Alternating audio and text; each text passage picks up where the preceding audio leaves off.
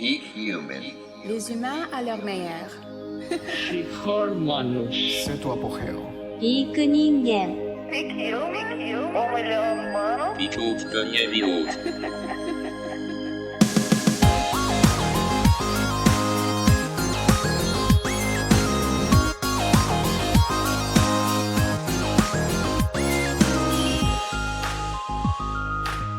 Hey everyone, we're back. We got Dr. Zsofia Clemens from Paleomedicina in Hungary here today. They're doing groundbreaking stuff over there, curing all types of diseases mainstream medicine believes are incurable. And you know what? They're using 0 medications. Their whole thing is removing patients' medications one by one. They've published a bunch of studies you can link to from their site.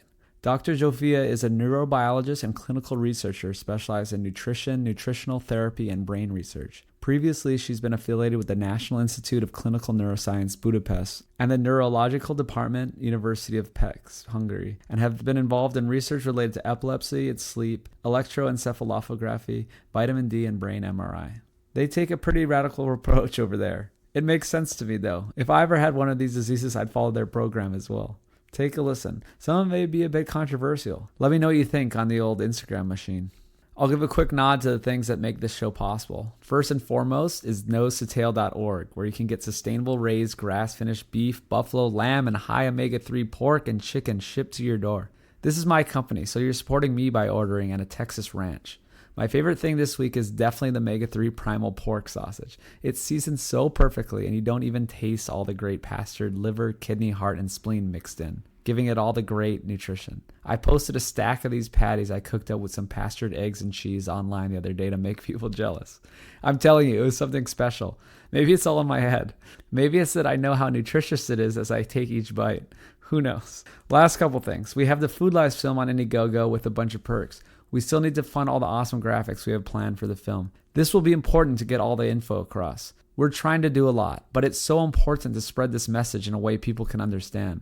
So much of the world doesn't know about this information. If you're listening, you probably do know it. But just think how long it took you to figure it all out. I'm here trying to get every single bit across I can in 95 minutes. It's not easy. So you can help support us in making these graphics and finishing this film. You can pre-order the film on Indiegogo or click through from foodlies.org. And you can also help the cause by supporting me on Patreon at patreon.com/pcumin. Kirsty has been adding to the extended show notes for supporters there. And that's it. Thanks, everyone. Really appreciate it. Now let's hear from Dr. Zsofia Clemens. Okay, we're live. We have Dr. Zsofia Clemens here, straight from Hungary. How are you doing? I'm doing fine. Thank you. How are you doing?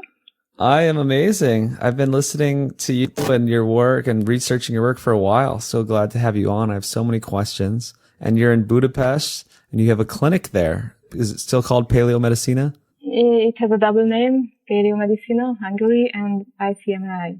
Awesome. I even had a friend, a woman who was at our meetup in Toronto who came to visit the clinic with your family, but I think you weren't there. Yes, unfortunately, she came a little bit late. So it was already summer, and what we are speaking about is an on-site program, and this is something we have from time to time, so intermittently, because we have other commitments, other patient works. So it was between 2 patient events, so that's why we couldn't meet. So yeah, we should get more into what it exactly is. So this woman, her family is 100% animal food base, and they've reversed tons of problems. Everyone's doing amazing. I saw her kids, they're doing way better. They got rid of rheumatoid arthritis, juvenile arthritis, and all kinds of stuff. So what do you do at your clinic other than, just give us an overview. So we are dealing with patients who have autoimmune disease, actually the whole range of autoimmune disease we come across, then cancer patients and neurologic patients, epilepsy patients. And the main tool of our work is the diet, changing their diet or fine-tuning if they have already been eating in a similar way.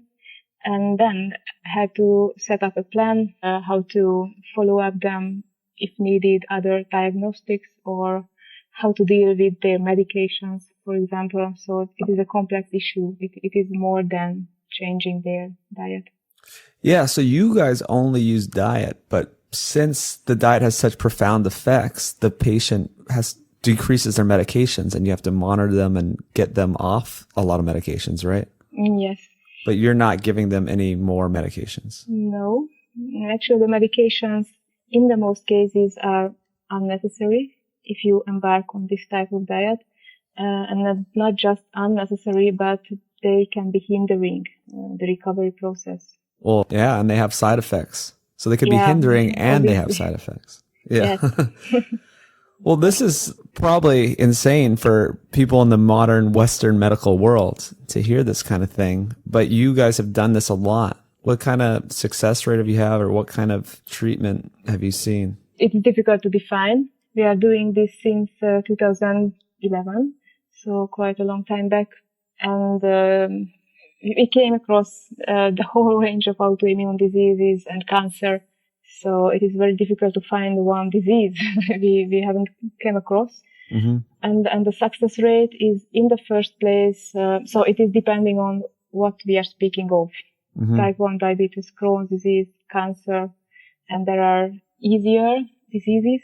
For example, if you have type 2 diabetes or obesity, in most of the cases you can cure yourself just through what you can read on the internet and or just following the diet we are proposing, the Paleolithic ketogenic diet, and it just goes automatically. But there are certain diseases or more difficult clinical combinations when we are needed to set up priorities and set up a plan. Mm-hmm. So, for example, if we speak about Crohn's disease, if the patient is exactly following our advice, the patient will cure in 100%. Wow. With Crohn's, so this is something people think there's no cure for. They just manage it with a ton of medications, and people are in pain and are dealing with this their whole life, it sounds like. Yes, and the Crohn's disease on the long term is a progressive disease. So it is, actually it is not managed by the medications. It is managed by one medication for a certain amount of time.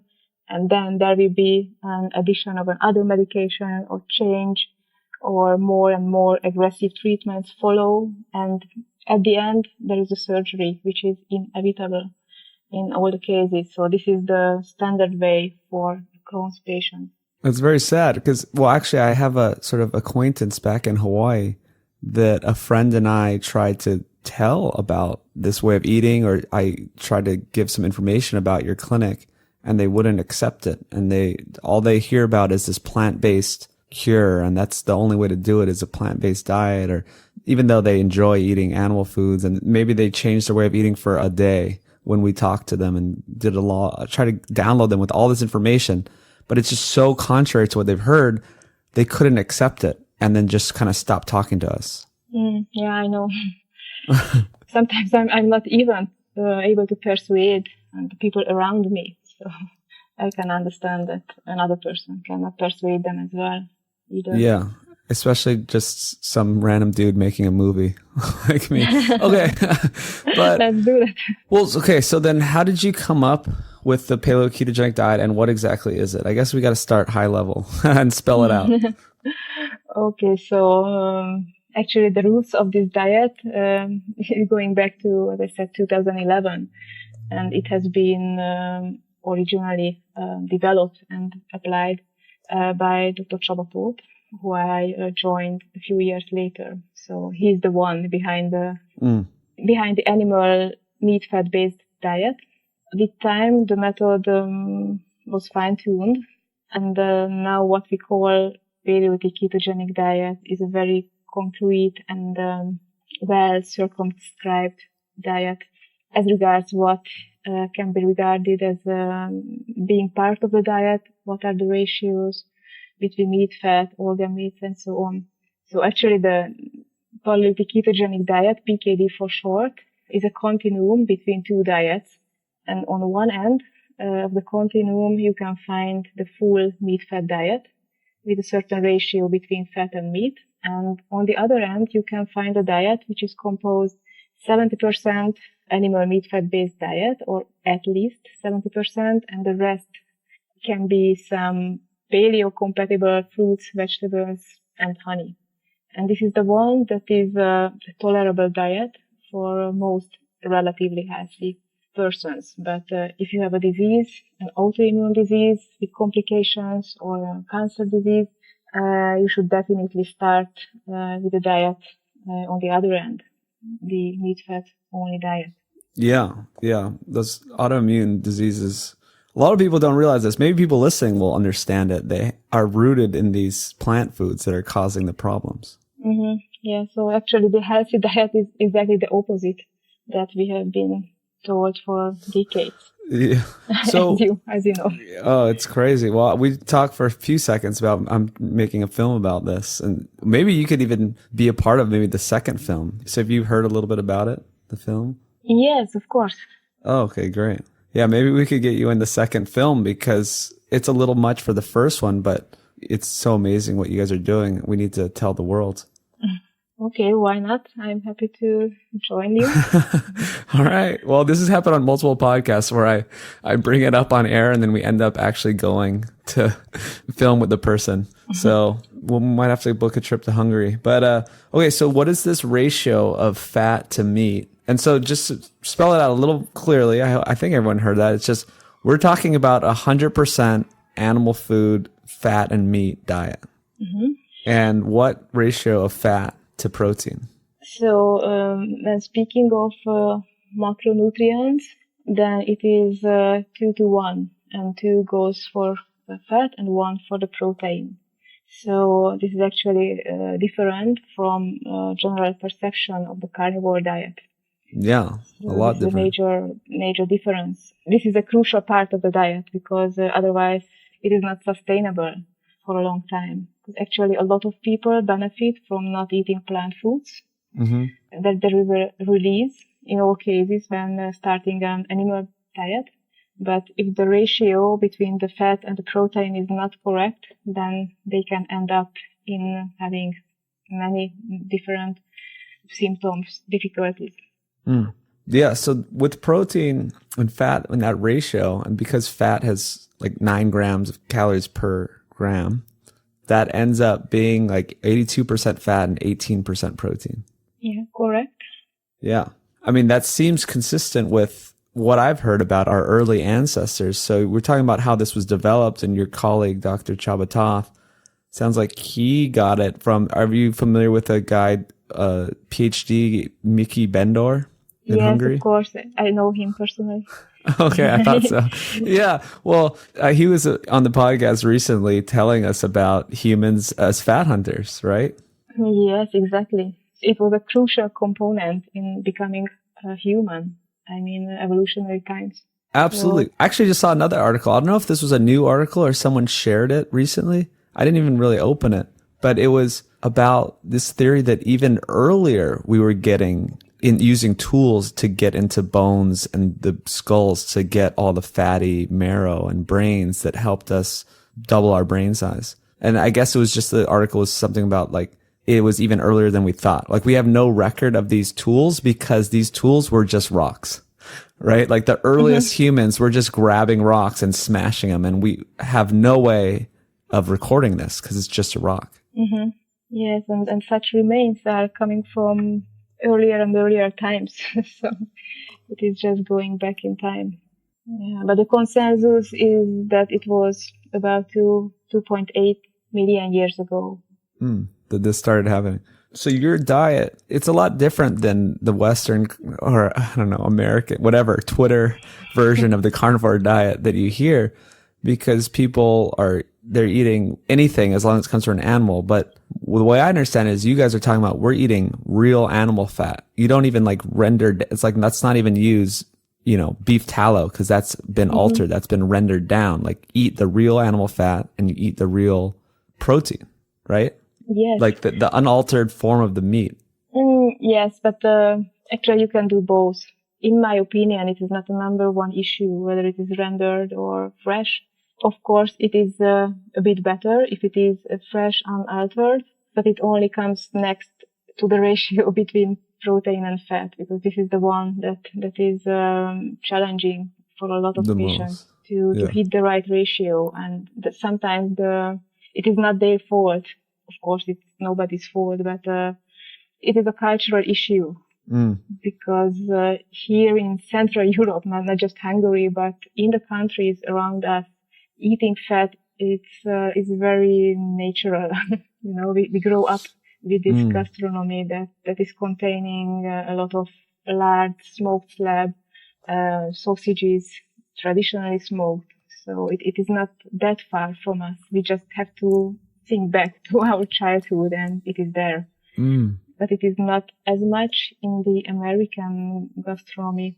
Patients usually ask, how should I eat the fat, or with a spoon, or so they often cannot think further than a steak or ground beef.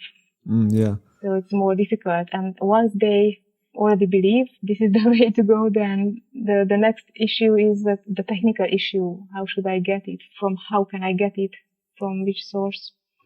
So it is a complex issue in the US. Yeah. Well, and then, so you help people with that. So part of your thing is you have people on site for a week to learn this and be monitored? Yes, we are doing this every second month. Recently, we started doing this same program in Norway as well. So it is going on in a parallel way, and we are doing consultations and follow-up for those patients who are not able to come in person. Yeah. Okay, so then back to the types of meat. So are we talking about like ruminant meat, like sheep, cow, or does it matter as much? What matters is the red meat versus non-red meat. So basically everything is good that is a four-leg animal. And in Hungary or in this region, we eat a lot of pork. They can be of very good quality. So we have a specific Hungarian breed which is called Mangalica. It is a really fatty one, so you do not have to think much where you can have the fat from. Personally, I'm subsisting on Mangalica 90%. Oh, wow. Because it is the one which is most available. But this is just a cultural thing. When it comes to the UK or US, it is not that good to eat pork because it is usually something of lower quality. It is not because of the species, it is because of the way the animal has been fed or raised or treated, medicated. I do not know what is the major difference. Maybe the soy, which is not used in Europe and it is used in the US. But the feedbacks are very bad on pork from the US, even on those pork that are labeled as bio or organic or whatever.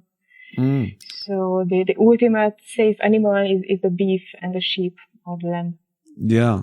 Well, people just seem to do better with those. It's just across the board. They just feel better. They think it's better. It's probably raised better. There's more natural on grass for more of their life. And yeah, I mean, I agree with that. I feel better if I'm just eating beef. And the pork, it is weird here in the US. It's not the same. I can tell you that. I never feel as good. And I just know it does have a bad rap too. But I think it might be justified. And I was on a farm filming for Food Lies up in Canada. And we had some pork that was like real good. You know, this farm was doing everything right. It was awesome. I mean, the pork was like a whole different ballgame. Like it was a different flavor and you could just tell, you know, it was different. It was raised how it's supposed to be. So I think people have this negative image of pork, but there's no like real problem with it if it's raised well. And even we were with Sally Fallon Morell, the Weston A. Price founder, and she raises her pigs, and she was talking about how it's an excellent source of vitamin D. Like the pigs are out there soaking up sun and turning that into good vitamin D that you can eat, and that it's really healthy if it's just correctly raised. Yes, exactly. You should come to Hungary to taste the real pork. Well, if we're going to film, we're going to eat some pork. That'll be definitely part of it. And you know, actually another thing, I have a company called nosetotail.org where we're selling meat. And I recently tried the pork. I couldn't get a hold of the pork because we were even out of it. I couldn't even get it myself, but it's high omega-3 pork. It tastes completely different. It's a whole different thing. Depending on what you feed it, like our ranch feeds it a high omega-3 diet, and all those omega-3s translate into the meat. And when you're eating the pork, it almost smells like fish because of all the omega-3s that are in the fat. It's really interesting. Mm. Okay. There's so many diseases you treat. Maybe we could even go one by one and talk about them. I feel like at the root of a lot of this is intestinal permeability, right? Is that mainly for autoimmune disease, or is that at the root of all diseases? Is maybe not all diseases, but this idea of intestinal permeability? Yes, actually, it is behind all autoimmune diseases and all cancer. So, not many diseases left. Maybe simple diabetes, but actually there is almost no such thing that simple diabetes. But actually, yes, behind all. But if you measure intestinal permeability in healthy persons on a Western diet or vegetarian or whatever, they also have a high intestinal permeability. So it is there in healthy persons as well. And so how does it work? This is one reason that they will develop a disease later. It's like a slow process. Yes, a slowly accumulating process. Because a lot of people, okay, just to come out from the very beginning, people who are skeptical about this, like, oh, hey, I know, my aunt has a vegetarian diet and she's super healthy, or like this other people are super healthy. But is it because it's a slow developing thing, or that, how does that kind of thing work? I think they only claim that they are super healthy, but if we go into detail, things may turn out, which shows that they're not that healthy. They just believe that it is part of a normal life. So if you have headache every week, you may think that actually everybody has a headache. And there are many other conditions that are regarded as normal because almost everybody is having it. But actually it's not normal. You only realize that it is not normal once you start eating meat and fat. Correct. And they go away unexpectedly. I definitely agree with that, actually. I mean, I see it in myself. I don't know if we could say that across the board 100% for the world, but I think we maybe could. But it's amazing that people just think, oh, yeah, you're just bloated. You just eat a meal and then you feel kind of gross. It's like, oh, the plants are so good for you. You're just supposed to be bloated. Or no, yeah, you just have headaches. You have all these things. So many things went away for me that it's just like, it's amazing. So, and if you look at the blood work, it is something objective. The numbers are telling the truth. and you can look at the iron level, the vitamin levels, vitamin D, and many more. And they are just not in the range they should be. It is just something you do not immediately feel. Yeah. And then it just manifests later in life, right? Yeah. So then all these people, they're like, oh, well, then they just get cancer later. They just get a stroke later, all these things later. And they're like, oh, well, I ate healthy my whole life. And I'm, 68 and I ate a vegetarian diet. And then he had a stroke. It's just like, and no I've one been connects doing it. exercise. Yeah. Okay. So tell me more about intestinal permeability then. How do you even measure that? So, the intestinal permeability, there are a few measurements that has been used historically back to the 1960s. But all of these measurements had negatives and didn't produce a very exact result. And the PEC 400 test has been in use in the 80s, 90s for a lot of conditions. And the results show that there is increased permeability in Crohn's disease, autism, type 1 diabetes, rheumatoid arthritis, a range of diseases. And whenever they measured it, there was an increased permeability. But the real question was whether we can normalize the intestinal permeability, and there was no answer to this question. So there has been many interventions. There has been some technical, instrumental, or dietary, but no one resulted in normalizing the intestinal permeability. So after some time, people just stopped measuring intestinal permeability and stopped using the PEC 400 test. And because they just thought there was nothing that could be done anyway, so why measure? There is just nothing we can do about it. It is high and it is just as it is, so we cannot do anything about it. And actually we started using the PEC 400 test. We brought it back, so that there has been a long time before we actually started using it first we had a collaboration with Biolab London because they had been using the PEC 400 test, and we had a lot of patient results, also involving before-after comparisons. And then we started doing our own measurements because we did some technical changes in methodological changes, and now we came up with a very good system. So we are doing this measurement on a regular basis. And what we found is that actually everybody has a high intestinal permeability, whether a patient or not. Mm-hmm. And this can be normalized through the diet, which is containing meat, fat, and organ meat only. And actually any other combination would not necessarily normalize the intestinal permeability. So this is the major finding. Wow. Yeah. So basically everyone has it because no one's eating that diet of just organ meats and meat and fat. So unless you are randomly just eating that diet, everyone else has intestinal permeability of some kind. Yes. Yeah. Except for those who are eating meat and fat or carnivore diet. Yeah. Sometimes very interesting. If you measure a couple and one is a patient with a cancer, for example, and the husband is a healthy person, and they have a very similar intestinal permeability. I mean, the curve is similar, and only one of them is diseased, which means that it is not safe for the future, because actually anybody can end up having a cancer or autoimmune disease who is having a high intestinal permeability. But both can normalize it by changing the diet. Mm-hmm. So some people can just do better for longer with some intestinal permeability. There's this genetic component. No, actually, there's no genetic component. What may matter is the ongoing medication. So if the patient is taking medicines or dietary supplements, then these components can increase the intestinal permeability, so mess up the gut. And one more thing that is destroying the gut and can trigger the leaky gut is the chemotherapy. You don't think there's a genetic component to people getting different diseases, that it's all just the varying degree of how compromised their gut lining is? Or yes, and what composition their diet was before. Whether it has been dominated by milk and dairy, then they are predisposed to certain diseases, and others who have been eating cereals, pizza, pasta, they are predominated to other diseases. But it is just the matter of what they have been eating. Well, what about certain childhood diseases that happen very young, or cancers?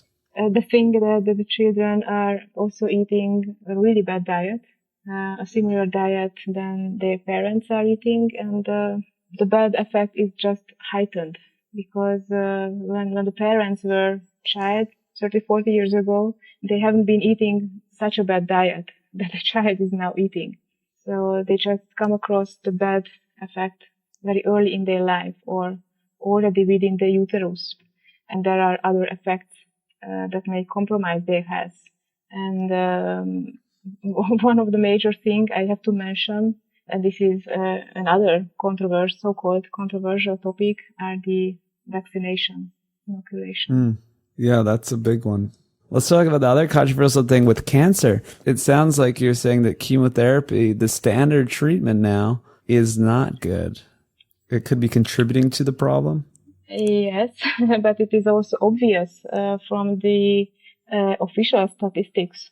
So if you look up any cancer, and you can look up associated curve, which is picturing the survival rate.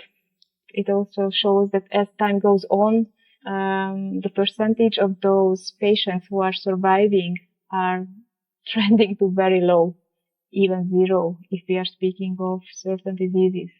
So actually the chemotherapy, if I can say something like this, do not work. It is coming from the statement, is coming from the statistics. And actually oncologists are not saying something else. They are saying the patients that they will increase their survival. But when it comes to how long it is prolonging my life, it turns out according to the statistics, that it is no more than 3 months. And this is at the expense of pain, suffering, side effects, development of new metastases. So together with the diet or alone, I do not think that the chemotherapy is an effective treatment. Yeah, I guess that is a controversial opinion, but I have seen those statistics as well that show that, yeah, there is not much of a greater quality of life or lifespan, or I guess to say maybe the lifespan's a little bit longer, but it's a poor quality of life.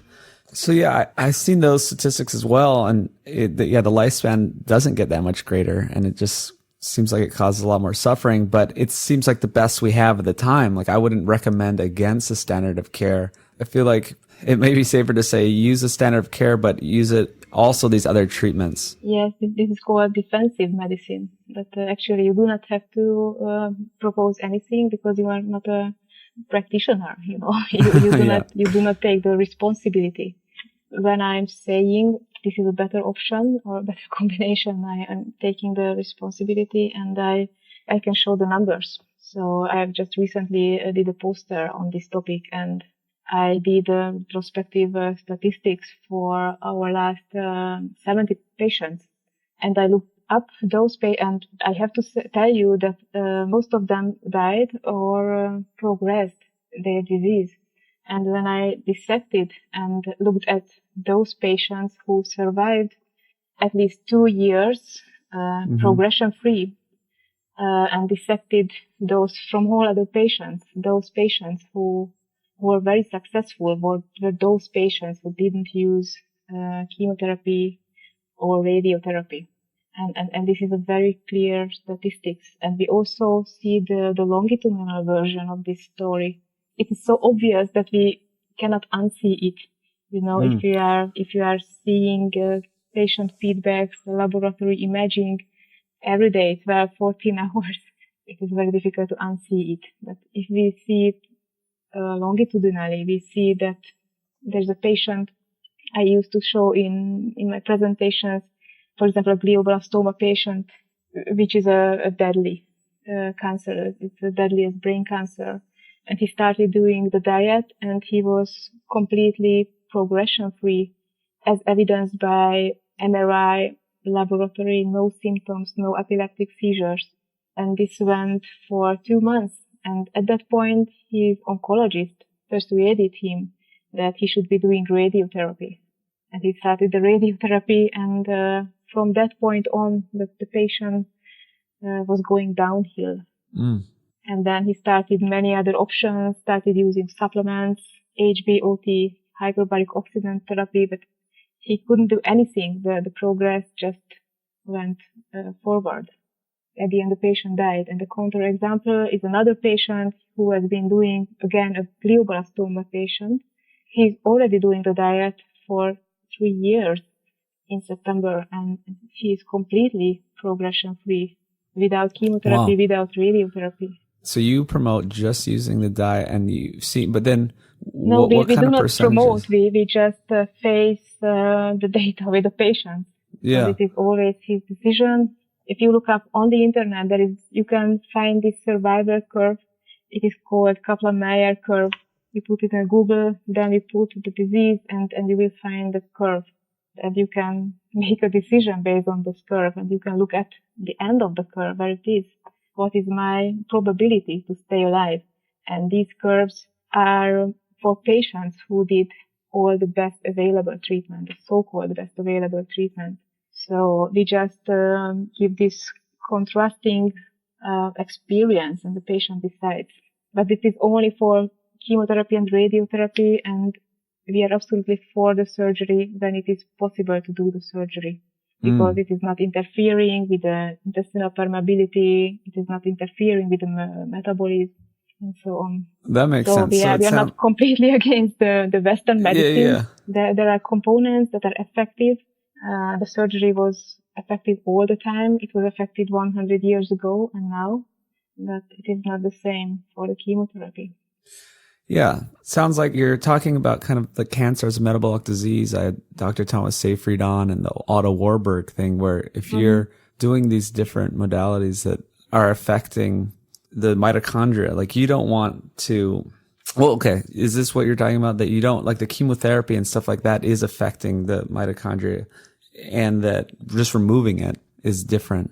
Yes, it is certainly affecting any membrane in the body, and the mitochondria are also becoming more vulnerable through the membrane that is separating it from the rest of the cells. So there may be many mechanisms involved why the mitochondria are harmed by certain interventions. Mm-hmm. So wait, actually, go back.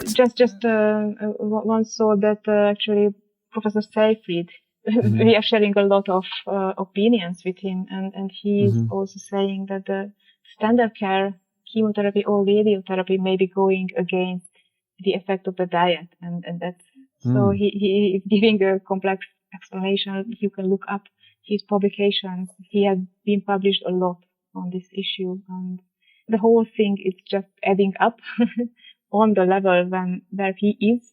I mean, theory, animal research, cell research, and this is just the same what we seem to be reflected in the clinical field. Wow. Yeah, that's really cool. So go again to tell us your success with these patients. Is it been a sizable amount of success, or is it just anecdotal? Like how many patients, did you say 70 patients you looked at? It was what was included in that poster. And it was a group of cancer patients who have been doing the diet for at least 6 months, if I remember well. So we cannot say anything about a patient who has been doing the diet for 2 months. Or, of course, we can, but for statistical comparisons, we have to concentrate on long adhering patients. But I would say we have seen hundreds of cancer patients, and it is about now 150 who have been following the diet for at least 6 months, who have been correctly following it. And they're doing well. How well are they doing, or what kind of outcomes? The thing is that many things may intervene. First of all, the adherence issue. For most people, this is a very difficult diet to follow, and a lot of influences are working against them, including the GP, the family, the oncologist, actually everybody. Patients are very alone with their diet, and sometimes for different psychological reasons, different psychological games being involved can be overcome by skipping the diet. So most patients just skip the diet before, even if they see the benefits. And yes, there are others who start doing additional treatments, either medicinal treatments or chemotherapy or immunological therapy or cumin. Yeah, so the range is very broad. And sometimes I'm still surprised what patients can find. But then people who are doing it are doing well? No, so actually, if they start adding something, it is harming. It is making the situation worse. And the more advanced the diseases, the more harm can be done by even a single supplement can ruin everything. And I know that this may sound very strange, but actually this is the case. So just there's a couple people who are actually adhering to it and they are doing well. So actually those patients whose blood work show that they are adhering properly to the diet, they are doing good. Yes, because, patients, it is a very subjective thing to assess how I am adhering to the diet. And sometimes the fault is outside of the patient. You may be eating a certain, sausage that is full of additives and you just do not know about it. You just realize it months later. It is really difficult. Interesting. Yeah, there's so much to this. I mean, I know a couple guys who have glioblastomas removed and are using a ketogenic diet, a normal ketogenic diet to keep it at bay, and it hasn't grown back at all. These guys are like at conferences or on social media, Josh Perry or Logan Sneed. They're out, doing it well, but they just use a classical ketogenic diet. So maybe you could talk about the difference between just the regular ketogenic diet and what problems do you think occur there? Yeah, so actually the classical ketogenic diet is is just less than perfect. And in most cancer cases, it is not enough. So, and we do see many shifts. Patients who have originally been following a ketogenic diet and they haven't been really good or had some symptoms, and then shifting to a meat-fat-based diet, PKD, and they always got better. We clearly see that the classical ketogenic diet has side effects. And this is something very well known, which doesn't mean that it may not prolong survival. It is not a guarantee that the survival will last forever. Of course, not forever, but as long as they are supposed to. So the side effects are very well recorded in the scientific literature, and actually there is a quite good consensus on the side effects of the ketogenic diet because it has been in use for such a long time. You know, most of the medications are in use for a few years or 10, 20 years, but the ketogenic diet in the classical form has been in use for 100 years. Yeah. And we know the side effects. So inducing vitamin deficiency, mineral deficiency, delay in the growth of children, upper respiratory infections, kidney stone, and there is even one deadly side effect, which is actually obvious, very rare, but obvious, and which is not usually raised or brought up in such conversation, and this is pneumonia-related deaths through aspiration. There are always a few cases, and we just see that the laboratory is not perfect. Because the classical ketogenic diet is not able to normalize intestinal permeability. Okay, with the diet you have two aims. One of is maintaining ketosis, and the other one is normalizing intestinal permeability. And the classical ketogenic diet is only aiming at maintaining ketosis, but at the same time it is not normalizing intestinal permeability. And I think you say it causes some of these deficiencies. And with the fatty meat-based PKD, you're getting all the minerals, you're fixing the permeability, and you're in ketosis. Is that right? Yes, exactly. So we'll talk about the deficiencies. So what are the problems with another type of keto diet? Iron deficiency, magnesium deficiency, vitamin D deficiency, scurvy, although rare cases.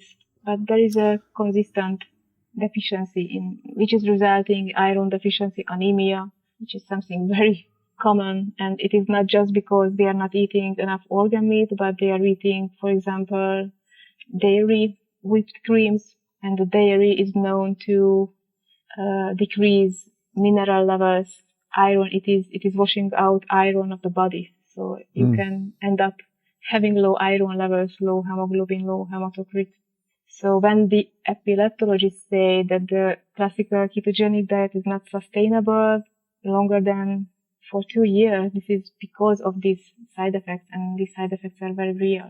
So it's just because they're not doing the right type of ketogenic diet. Yes, exactly. This is what all the problems. It is not because it is a ketogenic diet. It has nothing to do with the ketosis. It has something to do with the composition of the diet, unhealthy vegetable oils and milk and dairy.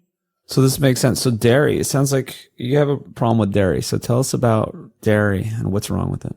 Oh, there are all kinds of problems with the dairy.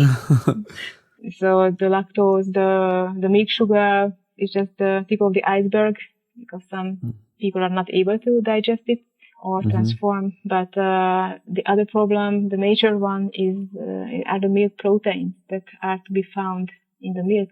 And these are inducing intestinal permeability. And when they are getting into the circulation through the leaky gut, they are triggering autoimmune processes. There are certain diseases that have already been related to milk consumption. So, for example, the development of type 1 diabetes is very closely related to the milk protein, the cow milk protein. Multiple sclerosis is another one that is very tightly related. Blood cancers, leukemia are very closely. And this is something you come across in the clinical practice. if we are trying, and we are always trying to reconstruct the previous diet, you can always see these associations. The patient is saying, yes, I've been eating a lot of yogurt or milk or milk protein, especially for bodybuilders. They are using the milk protein, the powdered form of milk protein. And the whey. Yeah. We do have quite a few patients who have been eating this powdered form of milk protein and developed type 1 diabetes. And it is also in the scientific literature. So it is not a good idea at all to rely on dairy for ketosis. Yeah, dairy is this huge topic.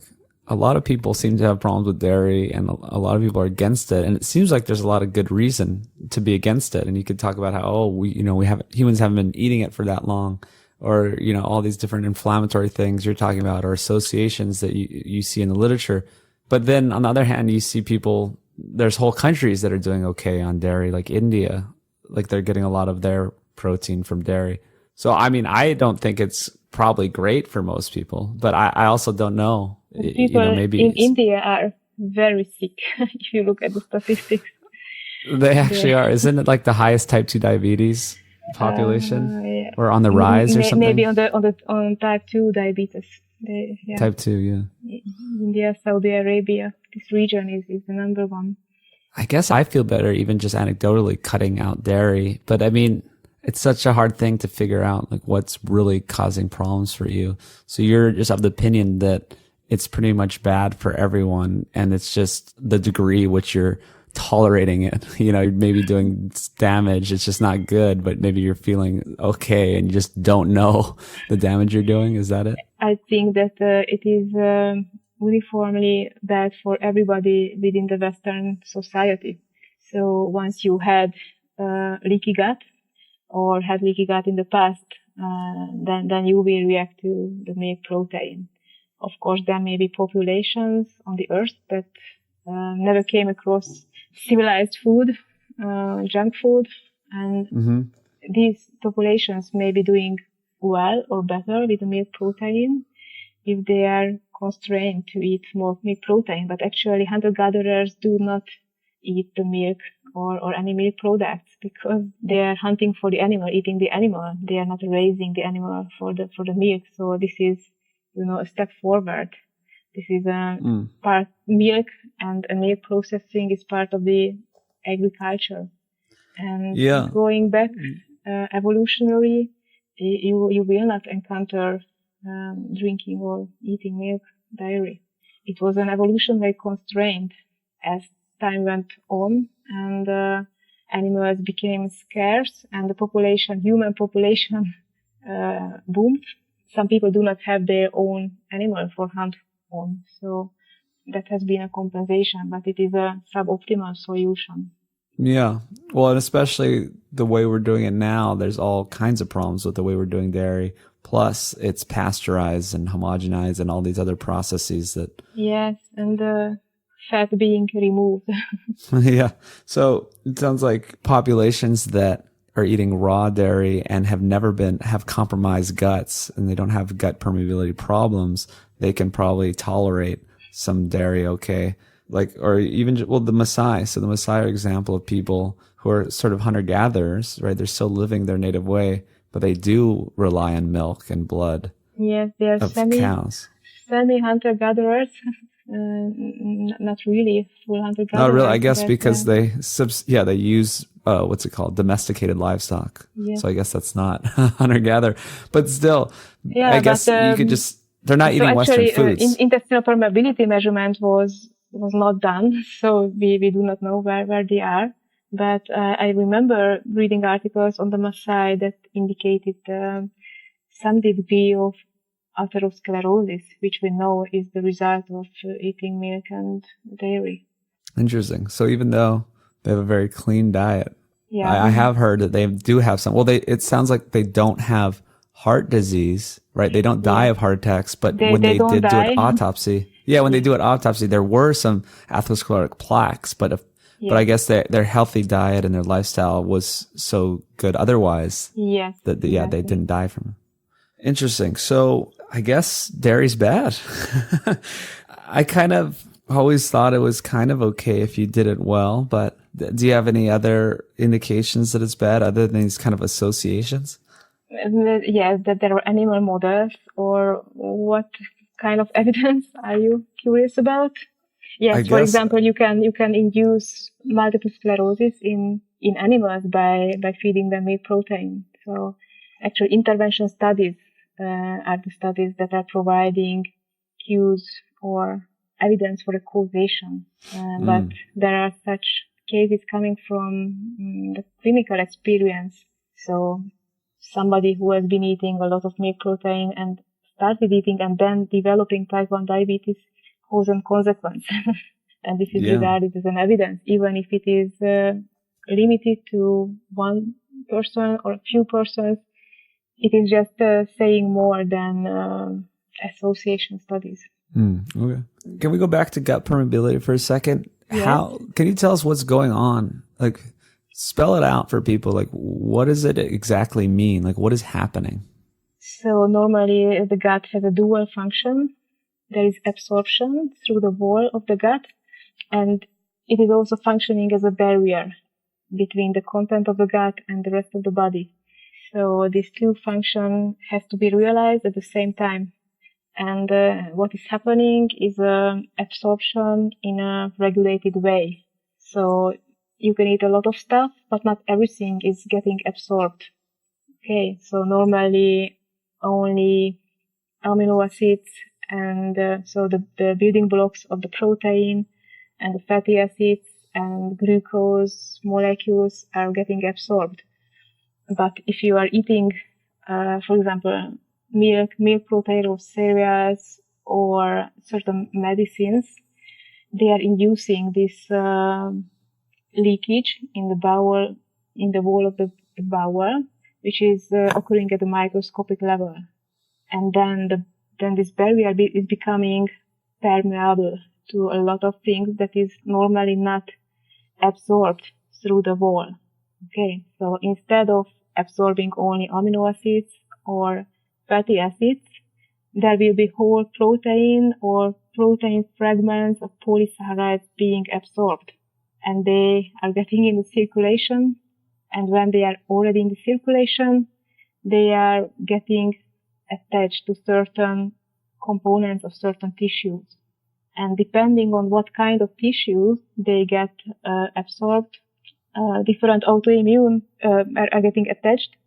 A different type of autoimmune disease may follow because the immune system is trying to attack and get rid of these complexes. So, for example, if you have a leaky gut, somebody has a leaky gut, drinking milk, then the milk protein will get into the circulation. It is getting attached to the insulin-producing beta cells within the pancreas.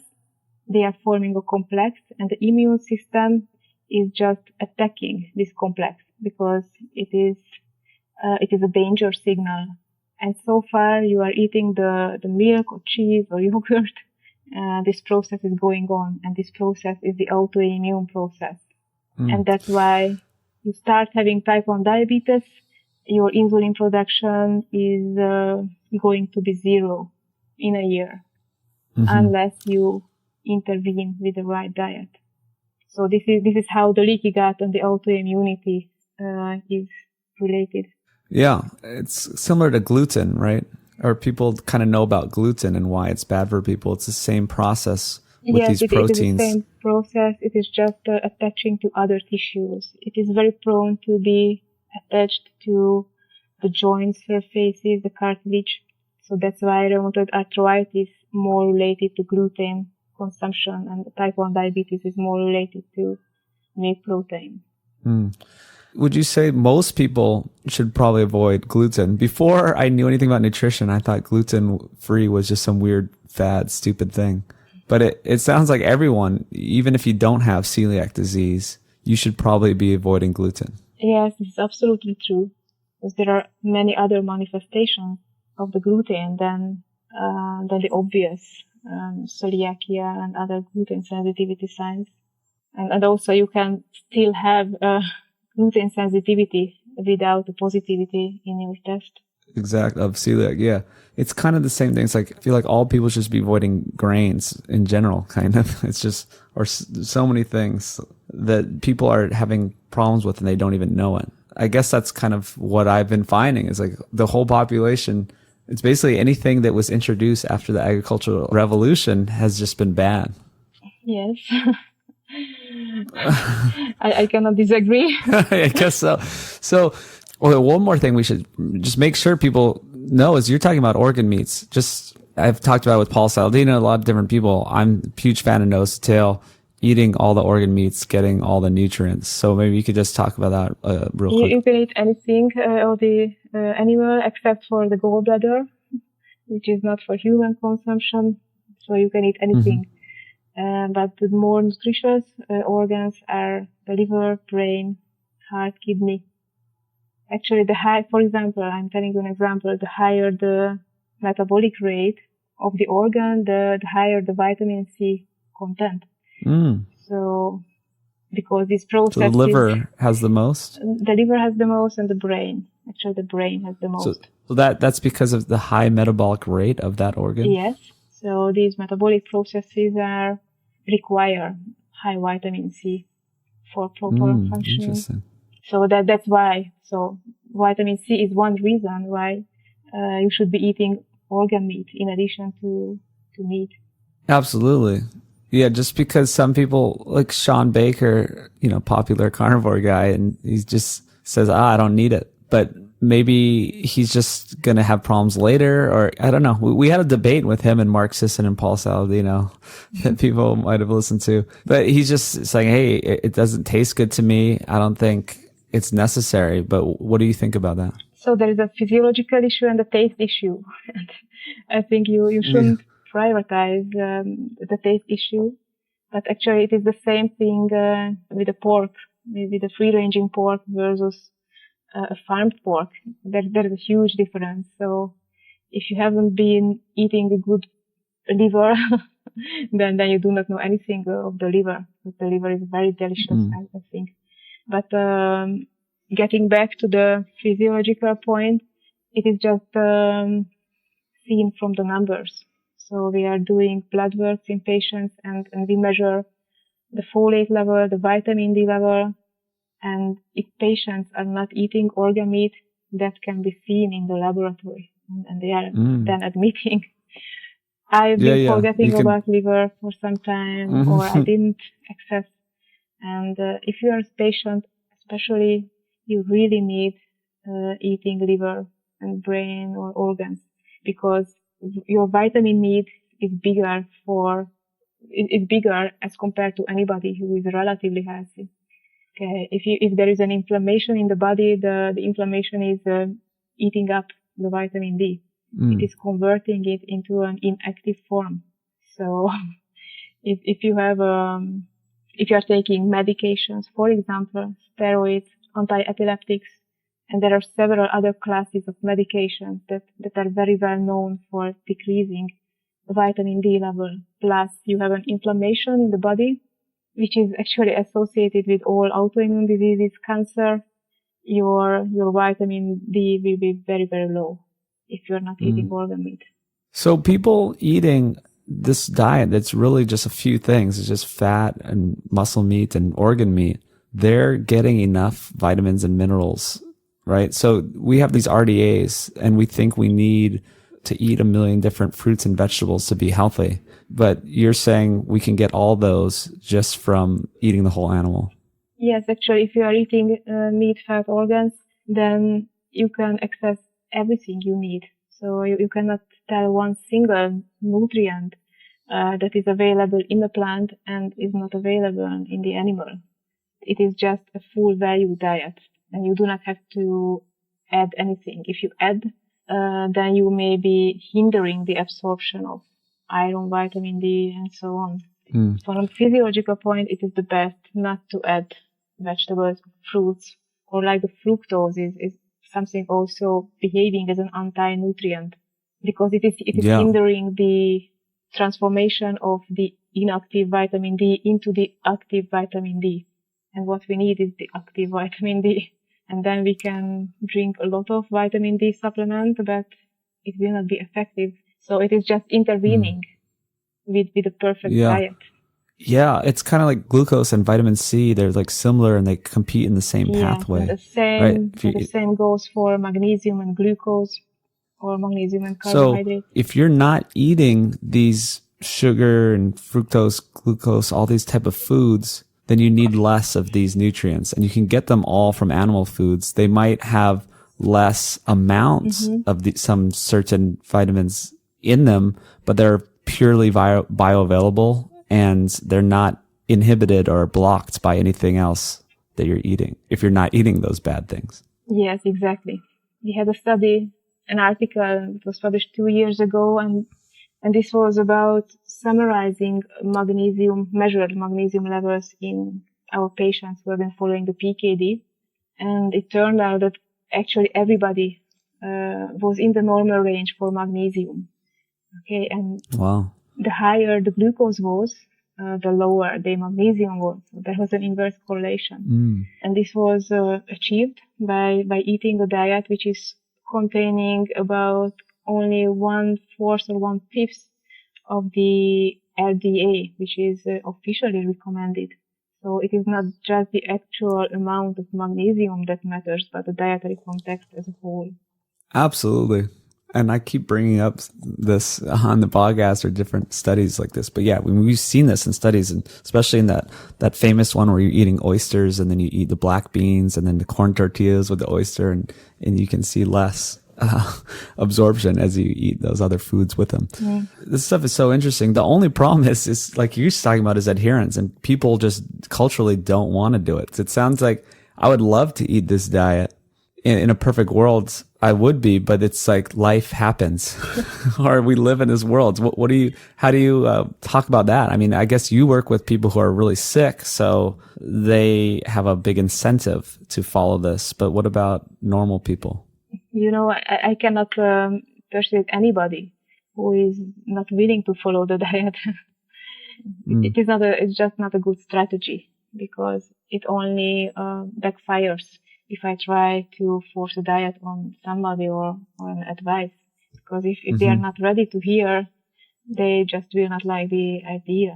But I used to say that life is short, life is cruel, biology is cruel, and everything will go on according to the rule of the biology, not your psychology.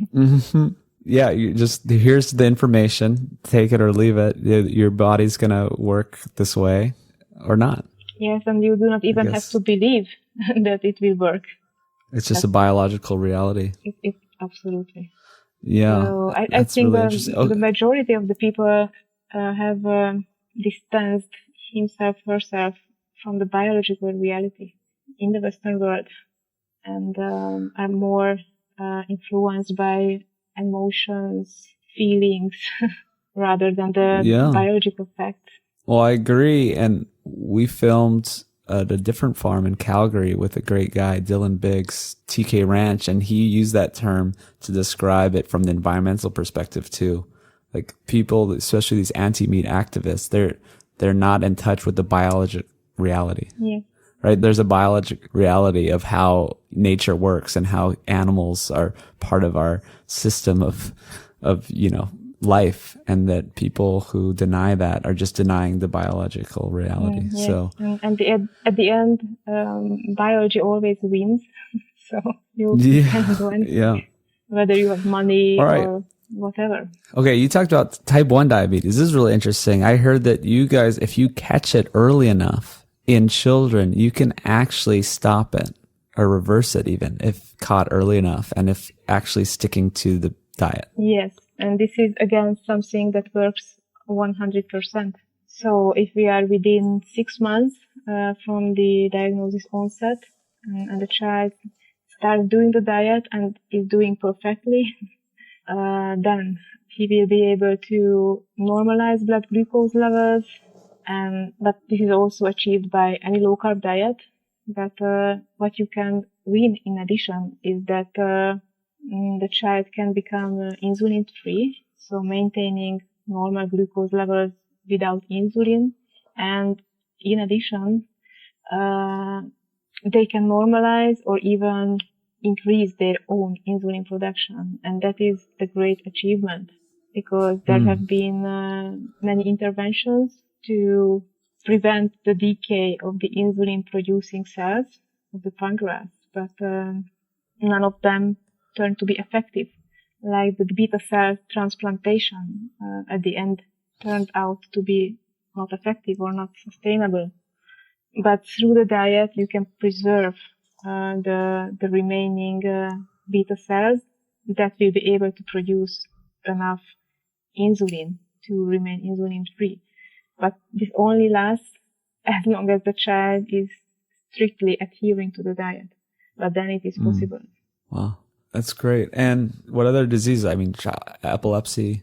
Yes, majority of cases. I wouldn't say 100%, but a very large percentage of patients can become seizure-free.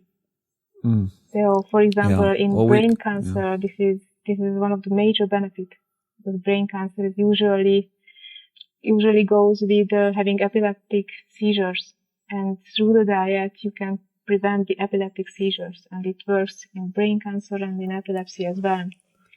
But the medications are also preventing becoming seizure-free, and that's a tough issue again. Wow. So that's why, you're just recommending diet only. I'm kind of jumping around, but I was just thinking about some people, are trying to promote fasting for different things. I'm just a fan of eating 2 meals a day and, not always eating. I feel like that's just our natural human state. I think what I've found is like, my guess is that we would eat 2 big meals until you're full, then wait 8 hours, eat a big meal till you're full, then go to sleep.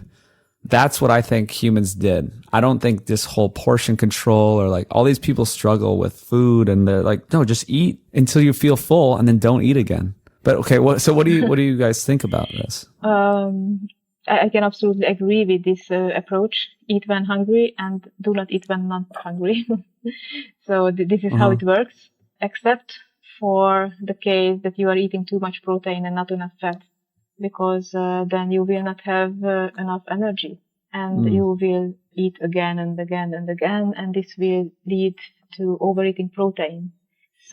So first you have to make sure that you are eating according to the right ratios, and then you can rely on your hunger.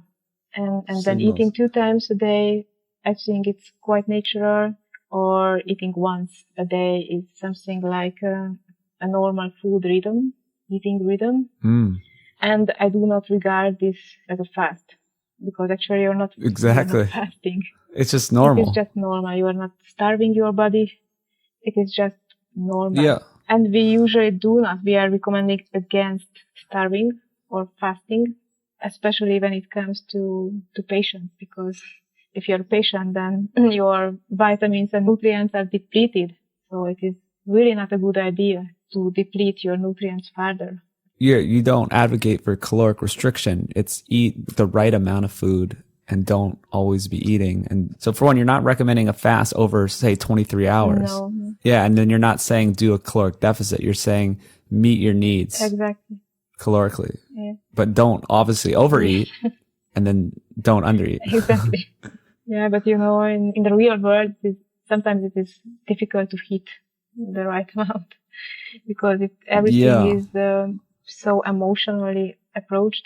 Food is emotional in our culture. Yeah, a lot of people, there's emotional aspects. As Dr. Tro was on an episode, he's talking about a lot of his, like 75% of his patients have emotional problems. He sees really obese people, and there's just this very high correlation with emotional problems or trauma or anything in their past and overeating. It's not easy. I mean, our modern environment is kind of crazy.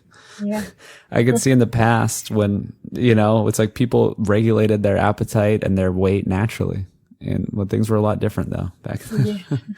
Yeah. So too much protein. So what happens with too much protein? Cause I heard of this just even this weekend. I was at the beach and met this guy. He's like, oh yeah, I heard of, these low carb diets or keto. I tried that once. I tried keto. I just ate chicken and broccoli and I was so hungry.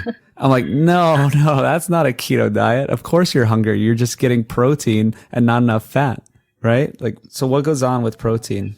So that's daily need for protein, which is a very exact number. It is around 50, 60 grams a day. And if you look it up, Say it again, 60? 50 You say 60? to 60 grams and not more. And that's for maintaining a man, woman? And, this is for an average 70 kilogram male, let's say. So maybe less for females. And this is a number you can find in any biochemical textbooks back to 100 years ago. And these numbers just do not change, because biology do not change. So this is the need, which is actually not more than 180 grams of meat, okay, and or even less, and the rest should be the fat. And if you are eating more meat than this, and actually carnivores are eating much more than this, you can see numbers like I'm eating 1 kilo or 2 kilos or 3 pounds, 4 pounds. These are enormous numbers, and with this you just very, very overdo your protein limit. And there is something called protein ceiling. Okay, you cannot deal with much more protein than you need. Or if you are doing this, you are overloading those systems that are getting rid of these byproducts that are containing the nitrogen. So you have to do something, and this is just taking energy away from you to transform it in the liver and then getting them excreted through the urine. So if you look at the blood work of carnivore people, they have high carbamide, creatinine, uric acid, glucose, even glucose. They are eating a zero carb diet and still can have 8-9 millimolar per liter glucose, which is crazy. And this is because the excess protein is converted into glucose, and they are still running their body on glucose, which is not good, which is not effective, because the protein is not at all effective as an energy source. On the contrary, it is just taking so much energy away from you. Yes, this is very interesting to me. So gluconeogenesis, it's a demand-driven process, but basically, if you're not giving your body enough fuel, then it's forced to start using the protein as fuel. Yes. So it's like you said, it's not good, it's not efficient, it's taking energy away. But maybe this is good for certain people. So for people who need to lose a lot of weight, well, tell me what you think. Is that for one, they can have their own body fat to burn, but also that I don't think so. You don't? Okay. So actually, now it just seems I can tell you that currently the consultation requests we receive are coming 90% from the carnivore society. And the number one complaint is being tired, and the second one is being overweight. And they just cannot find out how they can lose weight or why they are not losing weight despite not eating carbohydrates. Okay, so if you keep your protein limit to the 50-60 grams, then you can, of course, lose weight. But if you are eating 1 kilo of meat because you're hungry, because you are not eating fat, that is something that's really not good for weight loss. Because protein will be converted into glucose, you will have a glucose level, it will be converted into triglyceride, and it is just put in your fat tissues. Yeah. But okay, well, what about people who do lose weight? I know there are people, I'm agreeing with you, it's not ideal at all. And I can see how some people have problems with it. But I also know people who do lose weight doing this because protein makes you feel full. And it also, maybe that extra energy that it's using. And we know that protein has a high thermic effect of food. The TEF is high. It's hard. Like you said, it's hard for your body to use it as energy. So, but that's a good thing for these people, maybe. Who need to lose weight. So there is an initial weight loss for those people who have been initially very overweight. So it is true, if you cut out the carbohydrates, you will be losing weight. But with a carnivore diet, protein-based carnivore diet, you will stuck at one point with the weight loss. And there's another end who cannot put on weight, who are extremely thin. And so the ideal weight can be achieved through the PKD. That either you remain too heavy or too low weight. Mostly they are remaining too heavy. Yeah. And there are a lot of people within the carnivore community who are struggling with these issues, and not just private patients. If you look around. Yeah, no, I believe it. I've seen people too that look either too skinny or it's not working or they're just not losing weight. But what about people doing a lot of lifting? Then it seems obvious that they need more protein. So if you're an athlete or you're working out 5 times a week, then you can probably go above the 60 grams, but just you're saying not go crazy. What they need is energy. So they need a bit more protein, but they really need is much more fat. Okay, because the protein, the amino acids are only for regenerating the muscles. Yeah, but they have more muscle regeneration demands. Like how much more do they need? You're just saying that it's a lot less than people think. So you just, right? If you are not a professional athlete, just doing weightlifting as a hobby, you shouldn't change the ratio, just eat more and you can follow your hunger. Mm-hmm. But so you'll be getting a little more protein, but it's just not the ratio. Yes, the ratio is the same. If the ratio is the same, do not have to eat more protein because it will just make you tired.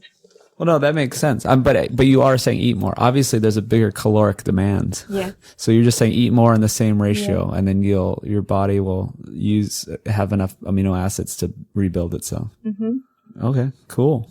What about thyroid? That's another problem. People seem to think that, you do a ketogenic diet and you could have a bad reaction with your thyroid.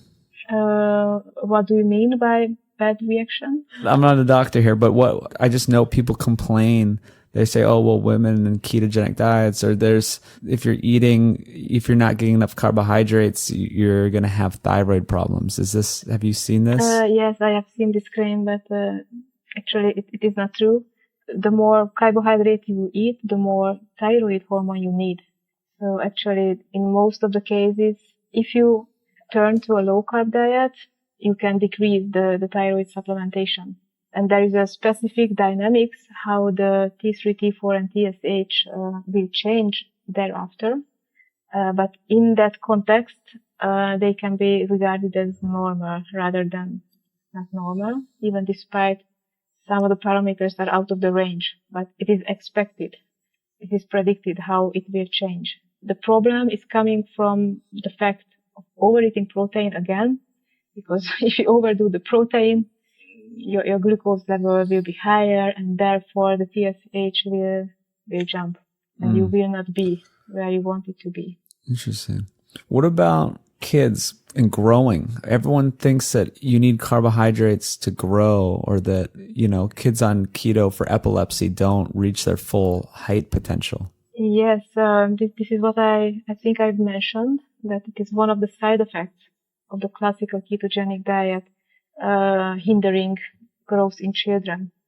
Actually, this is not the case with the PKD. We do have an article from 2013, and this was about an epilepsy child, a little girl who became seizure-free from having 50 seizures a day before. So she became completely seizure-free, and in addition to that, she started to catch up with her growth. So within 1 year, she gained 10 centimeters and a lot of kilograms. She was delayed developmentally. So this is what we see, that these children catch up with the PKD. This is one thing. So what's the problem? This is one thing. And the other thing is that carbohydrate is triggering overgrowth of everything, including your body weight, overweight, height. If you are feeding a child PKD, he will be lower than the others in the same class, but maybe she will be representing the normal size and not those who are much higher than their parents or their grandparents. It is just not normal, I think. But if you look at the generations, usually the 70-year-old boy is the biggest, followed by the father and then the grandfather. This is not genetic. This is just a shift in the diet toward carbohydrates. I never thought about it that way. But what about people most people want to be taller? It is not necessarily beneficial. Interesting. Well, I think for longevity, it's the correlation associationally that taller people live a shorter life. Yes, there is some slight correlation of being less healthy, higher people. Interesting. I'd rather be tall. All right, I have a few more here. So you talked about Crohn's, how it's being treated with a PKD, and it's amazing that this is the case. What else? IBS, ulcerative colitis, these types of bowel diseases, have you seen curing Yes, of all these? yes, they got cured. Wow. Actually, yes, but the nuances count. And the nuances count really when it comes to EBS or colitis. And this is something that patients really hardly believe, that even a small deviation from the basic rules can prevent the whole recovery. And here it comes to overeating as well, because most patients are coming from a carnivore background and still tend to overeat protein, and this is just completely hindering the recovery. Well, yeah. But there may be other components, even a very small amount of contamination you just do not think about, or do not think of, can result in the old symptoms coming back, like diarrhea, abdominal cramps. Well, this stuff is so interesting. I mean, it seems like this cure anything. And I'm not saying that in a skeptical way, because it seems obvious that if we go back to the way we've been eating for the longest amount of time, for millions of years, compared to just 10,000 years, that we can fix all the problems, because all the problems, not all the problems, but seem to be related to what we're eating and some other lifestyle factors, of course. So I guess this shouldn't be surprising that if you go back to this very ancestral diet, like the ultimate extreme ancestral diet, that it can cure so many things. Yes, and these conditions were non-existent at that times. Yeah. People weren't walking around with Crohn's disease and getting their bowels removed back in the day. This is so interesting. I guess we can have people check you out. Just Google Paleomedicina. Are you on social media, or where are you? Yes, with ICMNI, and this is our major page, which is for International Center for Nutrition Intervention. So they can find me there, or through my personal Twitter account, and also on Instagram. But Great. I'm not I'll link to those. I'm not very big into social media. Yeah, well, you got other things to do. Thank you so much. I guess people reach out and think about this stuff. If you just challenge the medical system, it sounds like that's the biggest thing, is that just think about this in a different way and don't think that modern medicine has all the answers. Yeah. It's an endless fight, but we are into that. All right. Okay. Thank you so for much. having me. Okay. Bye. Goodbye. That's a wrap. Thank you for listening. Thank you for giving this show a rating on iTunes and writing a review. Thanks for supporting the Patreon, the film on Indiegogo, clicking through foodlies.org, nosetotale.org with all the great pastured meats. And that's about it. Let's leave it at that. You can go to sapien.org and see what else we're doing there. Lots of stuff. Go to the Food Lies YouTube. So many things. I'm going to stop now. See you next week. Eat densely, move intensely, my friends.